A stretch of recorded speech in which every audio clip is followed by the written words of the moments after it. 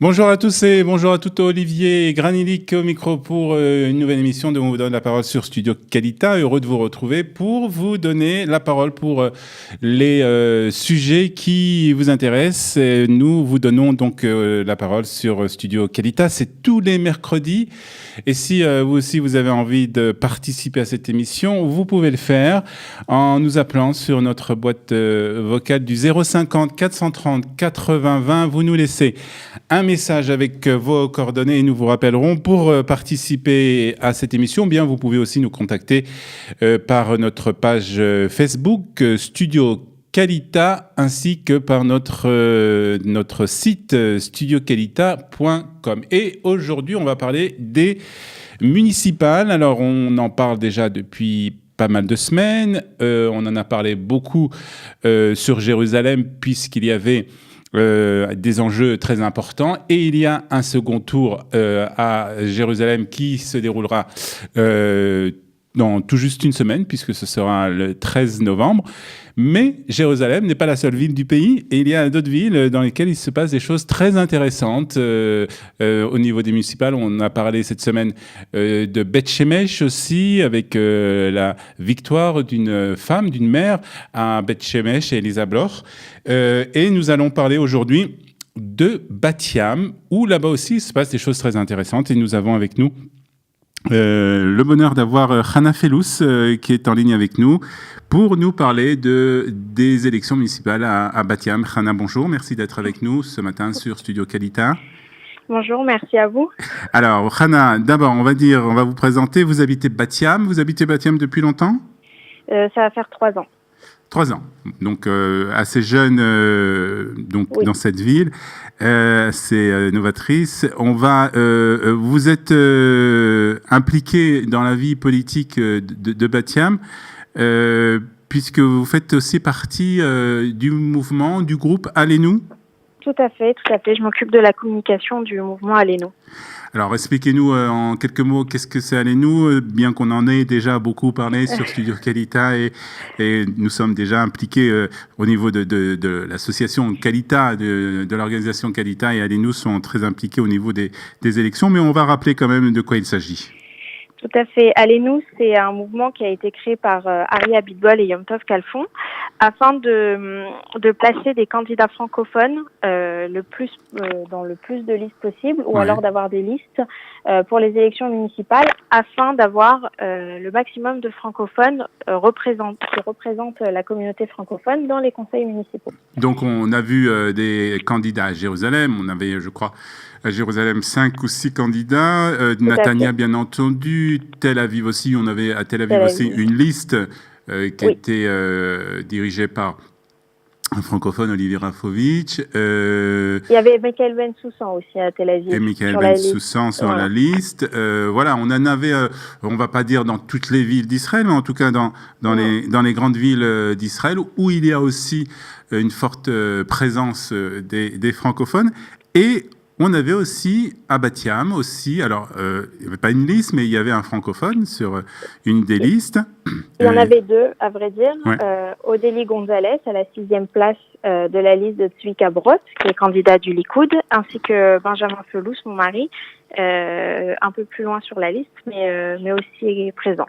Donc, il y a une présence francophone, on va dire, présence assez importante, peut-être pas importante, mais disons qu'il y a une certaine présence francophone à Bat Yam. Il y a une force politique assez importante pour que ce soit pertinent pour les candidats de s'y intéresser. D'accord. Alors maintenant, vous allez nous présenter un peu le paysage politique, on va dire, municipal en tout cas, de Bat Yam, avec alors les différents candidats, les différents partis, le maire sortant. Parlez-nous un peu, avant de rentrer un peu dans la campagne, puisque c'est le but de notre discussion aujourd'hui. Parlez-nous un peu du paysage politique municipal de Bat Yam. Alors tout d'abord, il y a un corps électoral de près de 130 000 personnes à Bat Yam, qui est quand même assez important. Et pour cela, il y avait une dizaine de candidats à la mairie et en tant que liste. Donc il y avait le maire sortant, qui s'appelle Yossi Bachar, qui n'a pas d'étiquette politique, qui n'est pas rattaché à un parti. Il y avait Tzvika Brot, qui est le candidat du Likoud, officielle. Il y avait Yaron Levy, qui est proche du parti Yesh Atid. Mhm. Il y avait un candidat Chasse, je n'ai plus son nom en tête. Il y avait également des candidats indépendants comme Zvika Rubin. Et il y avait Israël Betenu, représenté par Irina Guénin. Donc on a là, vous nous avez cité 6 ou 7 listes, non? Voilà, avec la présence aussi de Meretz. D'accord. Et voilà, enfin, voilà, beaucoup de choses. Et aussi un autre candidat très important qui s'appelle Eli Yariv, qui est un ancien travailliste et qui représente une grande force politique dans la ville. Alors, le maire sortant, depuis combien de temps d'abord il est au siège du poste de maire de Bat-Yam? Alors, c'est un petit peu compliqué parce que à la base, il était adjoint au maire de Monsieur Lariani, voilà, à Bat-Yam. Et il y a eu... je crois que le maire a eu des petits problèmes avec la justice. Des problèmes avec la justice. Et donc, du coup, en fait, il a repris sa place après des élections anticipées. D'accord. Et voilà. Donc, ça fait moins d'un mandat qu'il est là. D'accord. Alors, comment s'est passée la campagne électorale à Bat-Yam? La campagne électorale s'est plutôt bien passée, dans le calme, dans le respect des candidats. C'est surtout en fait le jour des élections où il y a eu pas mal d'incidents et où on peut se poser pas mal de questions sur l'état de la démocratie dans la ville, mais voilà, la campagne en elle-même a été très respectueuse et chacun a fait sa campagne. Il y a eu des réunions, notamment pour les francophones avec les candidats, en tout cas les gros candidats, et voilà, non, ça a été très respectueux. C'est le jour des élections. Alors, le jour des élections, vous nous dites qu'il y a eu quelques problèmes. Vous nous parlez de bagarres, vous nous parlez aussi peut-être de tricherie. De tricherie. Alors, comment vous expliquez ça d'abord? Comment vous expliquez qu'après une campagne qui avait l'air de bien se passer, il y a eu des problèmes le jour même des élections? Il y a eu des problèmes. Alors, je sais pas, je saurais pas dire pourquoi ça s'est passé le jour des élections. Cependant, ce qui s'est passé, c'est que il y a eu des choses qui ont été filmées, de candidats qui ont incité les gens à partir des bureaux de vote, soi-disant parce qu'il y avait trop de monde et de revenir plus tard. C'est interdit. Il y a eu des militants pour certains candidats qui étaient dans les queues des bureaux de vote pour les inciter à voter pour tel candidat.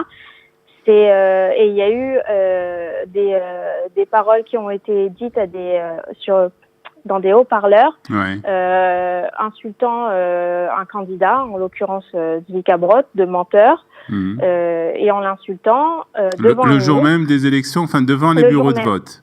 Le jour même devant les bureaux de vote. Qui je pense, est peut-être une faute par rapport à la loi concernant les élections où on n'a, je crois, pas le droit, enfin, quelque chose encore qu'il faudrait vérifier, de faire, on va dire, de propagande devant enfin, un certain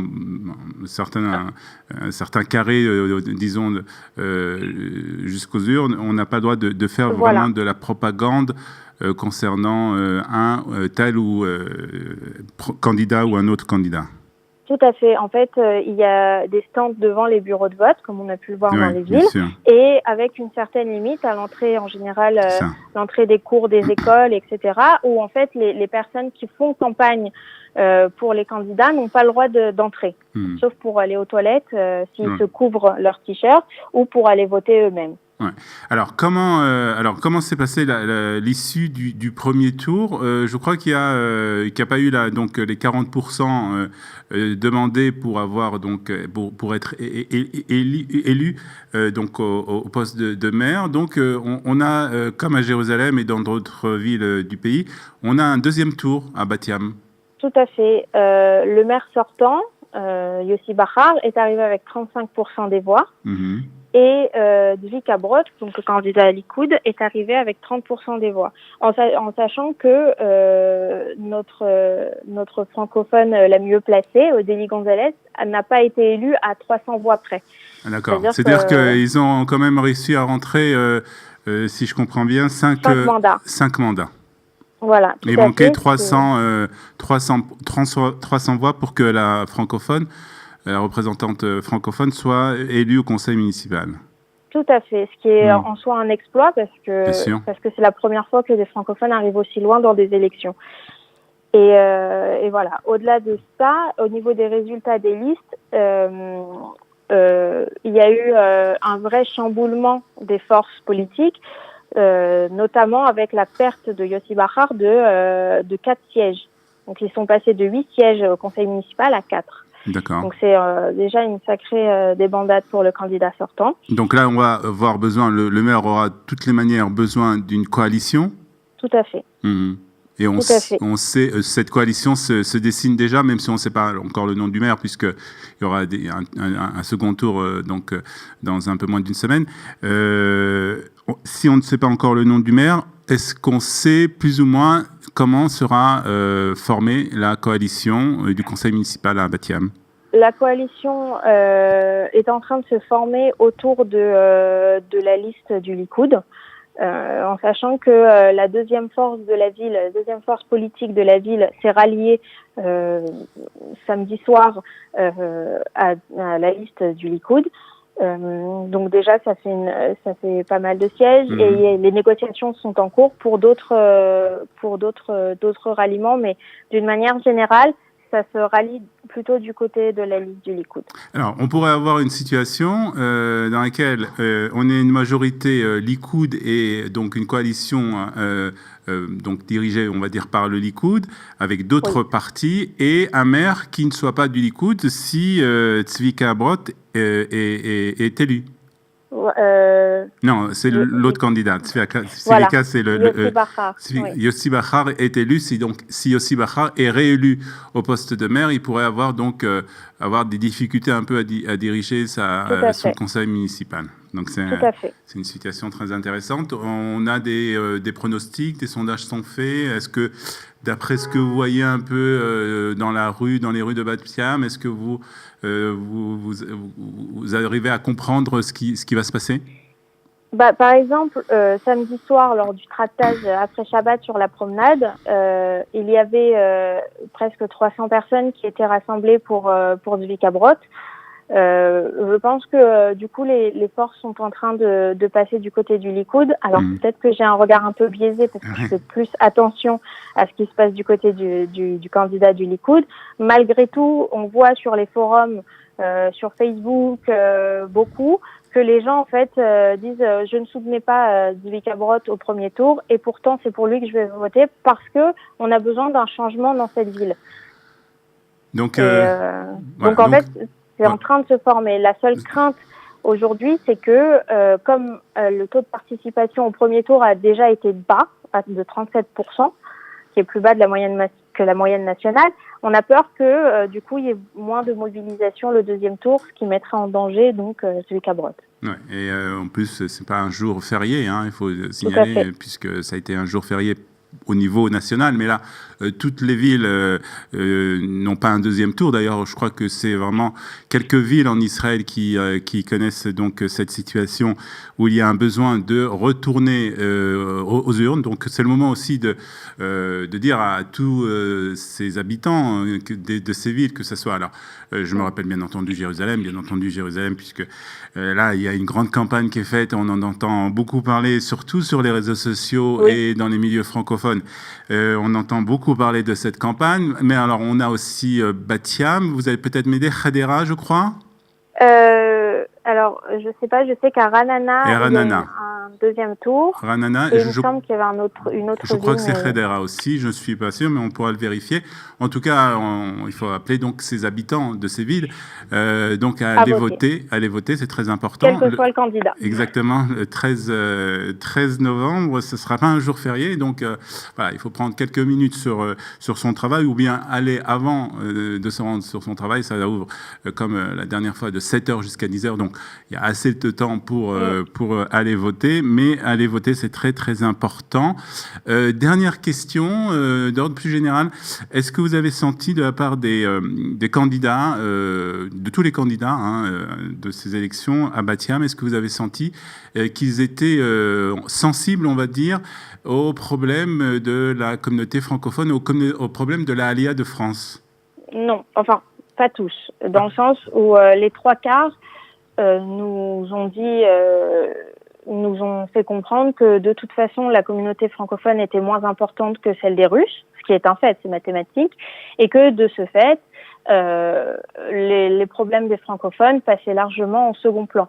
C'est pas le cas du coup du candidat Zvika Brot qui a fait des engagements auprès d'Allenou pour justement travailler pour la communauté francophone et toutes les communautés bien sûr à titre égal, ce qui n'est pas le cas à l'heure actuelle. D'autres candidats qui n'ont pas pris cet engagement. Non, c'est le seul à l'heure actuelle qui a pris des engagements pour les francophones. Donc c'est important. C'est important de savoir. C'est important de savoir avant de se rendre donc aux urnes le 13 novembre prochain, de savoir cette information importante concernant tout de même la communauté francophone, puisque en fin de compte c'est elle que nous défendons et Allenou l'a bien compris et le fait très bien.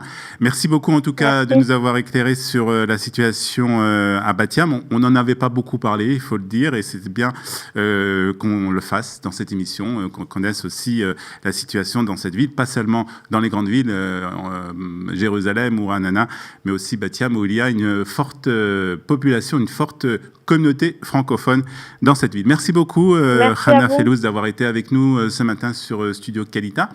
Nous allons remercier notre technicien, Ariel, qui nous a fait le plaisir de réaliser cette émission.